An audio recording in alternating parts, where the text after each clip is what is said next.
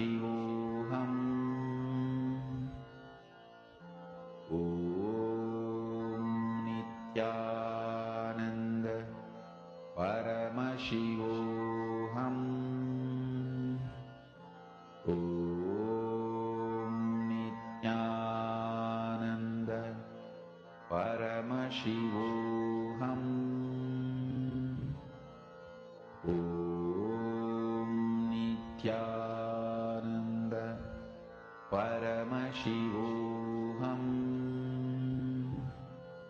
Om Nithyananda Paramashivoham Om Nithyananda Paramashivoham Om Nithyananda Paramashivoham Om Nithyananda Paramashivoham Om Nithyananda Paramashivoham Om Nithyananda Paramashivoham Om Nithyananda Paramashivoham Om Nithyananda Paramashivoham Om Nithyananda Paramashivoham Mahamahavagya, spiritual lullaby for Samadhi, and Suprabhatam, wake up call, wake up song for Paramashiva. This Mahamahavagya is spiritual lullaby for you to fall into Samadhi. Suprabhatam, wake up song for Paramashiva to wake up in you. Just remember this one powerful cognition. This Mahamahavagya puts me in Samadhi. This is spiritual lullaby for Samadhi, and Suprabhatam, wake up song for Paramashiva in me, for Paramashiva to manifest. With this one spiritual powerful cognition, chant this Mahamahavagya.